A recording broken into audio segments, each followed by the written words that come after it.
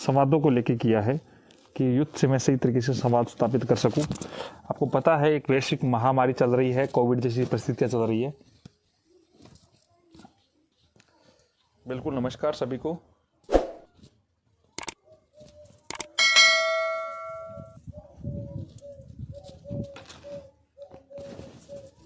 जितने भी युवा एक बार जुड़ रहे हैं, आज का जो लाइव है वो कई मायनों में आप लोगों के साथ ही संवाद करने के लिए किया है। माननीय पीसीसी चीफ गोविंद सिंह डोटासरा जी भी पॉजिटिव है, हालांकि वो अब काफ़ी रिकवर कर चुके हैं। 2 या 3 दिनों में आप लोगों के बीच में भी वो मैदान में आ जाएंगे, ऐसी उम्मीद मैं कर रहा हूँ। और तो उनके भी अच्छे स्वास्थ्य के लिए हम कामना करते हैं। सबसे बड़ी बात, सवाल जो मैसेज आ रहे हैं, रीट कब होगी।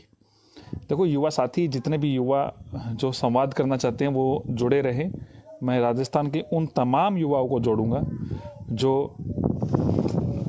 इस भर्ती से संदर्भ में अपनी बात रख सकता है और राजस्थान के यूथ के बीच में रख सकता है। तो सबसे बड़ा सवाल, क्योंकि सबसे पहले रीट के एग्ज़ाम को लेकर बात चल रही है। आप लोगों को पता है कि आज नीट का एग्ज़ाम कैंसिल हो चुका है और 4 महीने आगे गया है। 4 महीने का मतलब बहुत बड़ा टाइम हो गया। ये जो परिस्थितियां हैं कोविड की, ये किसी से भी छुपी नहीं है, किसी से इसका ये नहीं है कि क्या रहेगा क्या नहीं रहेगा। सभी को पता है कि क्या चल रहा है। यहाँ पे जान बचाने की लोगों में प्रयास चल रहा है। सभी को ये लग रहा है कि किसी न किसी प्रकार से जान बचाई जा सके। मैं खुद समय अपने आप की सैंपलिंग करवाई हुई है, अब छत पे आया हूँ इसी संदर्भ में। मेरी खुद की तबीयत भी थोड़ी बुखार टाइप की चल रहा है, लेकिन मैं स्वस्थ हूँ। आप लोगों के बीच में लाइव जुड़ रहा हूँ, आप लोगों को शायद तक मेरी आवाज़ भी स्पष्ट पता चल रही है। लेकिन इसको हल्के में नहीं लेना है और सरकार किसी भी प्रकार की कतई प्रकार की रिस्क नहीं ले सकती। संभवतः 20 जून को जो एग्ज़ाम की डेट थी वो आगे जाएगा मित्रों, ये लगभग कंफर्म है। और आप इसका एक बात और सुने, जैसे जो कोर्ट का जो डिसीजन है, कोर्ट आगे जा रही है, कोर्ट के जो जितने भी मामले हैं उनको पेंडिंग कर दिया है सारा, उनकी आगे की डेट जुलाई में दे दी गई है। तो मामले सारे आगे चले गए हैं। ये सरकार से निर्णय किया गया इन मेट्रो में। कुछ चीफ जस्टिस का जो पैनल होता है वो भी उन चीज़ों को देखता है, लेकिन जो कुछ जस्टिस भी पॉजिटिव हुए, फिर उनकी मृत्यु भी हुई है, महेश जी शर्मा हुए हैं। तो बहुत सारी चीज़ें ऐसे हैं राज्य में, ऐसे ऐसे मामले सुनने में आ रहे हैं, आप लोगों को पता है। लेकिन युवा क्या करे, युवा घर पे बैठा हुआ है, कुछ कर सकता है नहीं कर सकता है, इस प्रकार की बातें चल रही है। तो दोस्तों, जो मैं आप लोगों के सामने जो बात रखना चाहता हूँ, एग्ज़ाम संभवतः 20 जून से आगे जाएगा, कंफर्म आगे जाएगा। ये परिस्थितियाँ सही नहीं हैं। दूसरी बात, अगर एग्ज़ाम होता है तो पहले बोर्ड के एग्ज़ाम पहले होंगे, जो 10th 12th के होंगे, उसके बाद में रीट होगी। तो आप ये भी मान के चले कि लगभग रीट आगे जाएगी। रीट के बारे में एक बार जो कमेंट कर रहे हैं तो उनको मैं क्लियर कर देता हूँ कि रीट कंफर्म आगे जाएगी, कि रीट का जो एग्ज़ाम है। इसके अलावा जान ज़्यादा ज़रूरी है सरकार के लिए। सरकार की प्राथमिकता जान बचाने को लेके है। रीट 2016 साइंस में, इन सभी में मेट्रो पे मैं बोलूँगा दोस्तों। रीट देखो, कोई कहता कब होगा एग्ज़ाम, कब नहीं होगा। देखो, मैं काफ़ी दिनों के पश्चात लाइव जुड़ा हूँ, तो मैंने कुछ पता करके जो भी कोशिश की है आप लोगों को साझा करने की कोशिश करता हूँ। मैं अपने फेसबुक पेज के माध्यम से या अन्य माध्यम से आपकी सारी समस्याओं को हल करने की मैं कोशिश करूँगा। और अब जो जितने भी युवा है वो अपनी बात रख सकता है। ये एक माध्यम है, एक प्लेटफॉर्म है।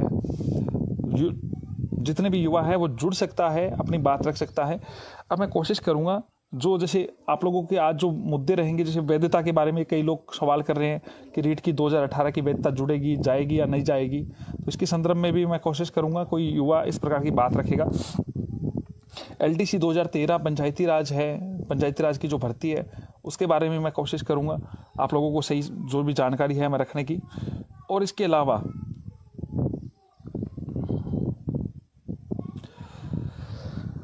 आरक्षण जो मुद्दा है, कई बार कई भर्तियों में किस प्रकार से कोर्ट में टकराया, किस प्रकार से आगे जा रहा है, तो उन सभी बातों को मैं आगे रखने की पूरी कोशिश करूंगा।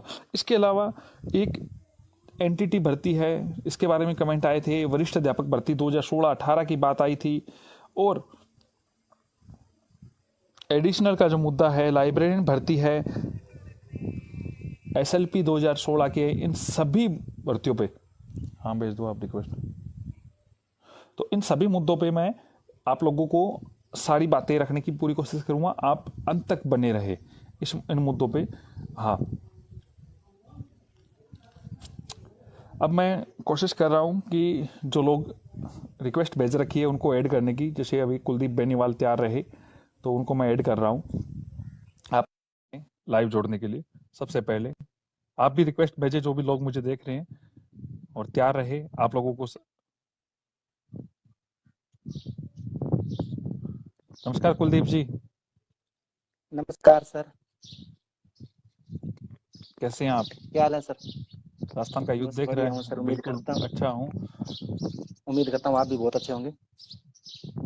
जी जी, ये एक संवाद रखा है आपने, सभी राजस्थान के युद्ध जितने भी जुड़ रहे हैं उन सभी वो जो रिक्वेस्ट भेज रहे हैं उनको ऐड करेंगे और वो उनकी अपनी बात रख सके, क्योंकि मैं ये चाहता हूँ कि सरकार तक अगर कई बार ये लाइव देखा जाता है, बातें जाती है, तो वो जो जी पीड़ित सर। है वो वस्तु स्थिति बता सकता है।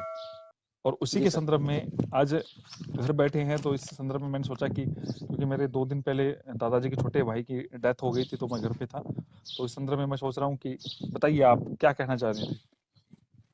पहले तो आपके दादाजी के छोटे भाई की डेथ हुई, उसके लिए मैं बेहद दुखी हूँ और मेरी सांत्वना आपके परिवार के साथ है। मैं राजस्थान शुक्रिया। के तमाम युवाओं को मेरी तरफ से नमस्कार करना चाहूँगा और असलम जी आपका बहुत बहुत आभार करूँगा कि आपने मुझे आपके पेज पे आमंत्रित किया और मेरा संवाद भी राजस्थान के तमाम बेरोजगार साथियों के पास प्रस्तुत करने का मौका दिया। मैं रीट शिक्षक भर्ती 2017 के जो प्रमाण पत्र है उसके बारे में थोड़ा बताना चाहूँगा। रीट शिक्षक भर्ती 2018 का जो प्रमाण पत्र है उसकी वैधता L1 यानी BSTC वालों की तो 11 अप्रैल 2021 को समाप्त हो चुकी है और जो L2 यानी बीएड वाले साथियों की वैधता भी 31 जुलाई 2021 को समाप्त हो जाएगी। हमने माननीय न्यायालय जो जयपुर में इसके लिए एक वाद दायर किया है जिसमें हम वैधता बढ़ाने के पक्ष में हैं और उस वाद में सरकार को, NCTE के चेयरमैन को, समन्वयक रीट को और राज्य सरकार और secretary of education department of Jaipur को इसमें नोटिस सर्वड हो चुके हैं और हमने इस मामले में एडवोकेट श्री रघुनंदन जी शर्मा जी को हायर किया है और BSTC वाला केस का जो मुख्य पिटिशनर हैं वो तरुणा जी पूर्विया जी मैडम है। उसके केस नंबर 2608/2021 है और बीएड वालों सेंटर 2021 पुनाराम जी के नाम से हैं। इस केस में माननीय जयपुर न्यायालय ने नोटिस सर्वड कर दिए संबंधित डिपार्टमेंटों को और 2-3 हेयरिंगें हो चुकी है और हमें न्यायालय पर पूरी उम्मीद है। हमारे एडवोकेट पैनल पे भी हमें पूरा विश्वास है कि ये युवाओं की हक में फैसला आएगा और इसमें राज्य सरकार के 2-3 फॉल्ट पॉइंट थे जिसकी वजह से हमने न्यायालय में वाद दायर किया है। एक तो NCT का नियम था, जो ये शिक्षक पात्र परीक्षा होती है इसकी न्यूनतम वैधता 5 साल होती है और अधिकतम 7 साल होती है। अभी पीछे 50वीं वर्षगांठ में NCT ने एक नियम तय किया था जिसमें शिक्षक पात्रता परीक्षा की वैधता लाइफ टाइम कर दी गई है और उनके संबंध में नोटिस भी वो सर्कुलर भी जारी हो चुका है। इस संदर्भ में तो और राज्य एनसीटी आप जो कह रहे हैं, एनसीटी ने जो लाइफ टाइम कर दिया, बीच में टोक रहा हूँ, तो पुरानी वैधता में थोड़ी कर दिया है, नई आगे वाली में नहीं किया सर, है एनसीटी उसके ने। पुरानी वैधता इसमें के तो लिए भी अभी उनकी एक मीटिंग तय होगी जिसमें ये तय किया जाएगा। और अभी जो जो अभी आप जो कह रहे हैं समाप्त हो रहे 5 साल हैं। इसका जो वैधता है, 5 साल की जो वैधता आप बता रहे हैं, तो इसमें बाकायदा राज्य सरकार ने संशोधन किया है। नहीं सर, संशोधन तो किया पर NCT जो national curriculum teacher education department है उसकी गाइडलाइन को भी फॉलो करना पड़ता है। उसमें न्यूनतम वैधता बिल्कुल करना 5 साल पड़ता है, थी। एनसीटी के अकॉर्डिंग काम होता है, ये बात सही है। हाँ।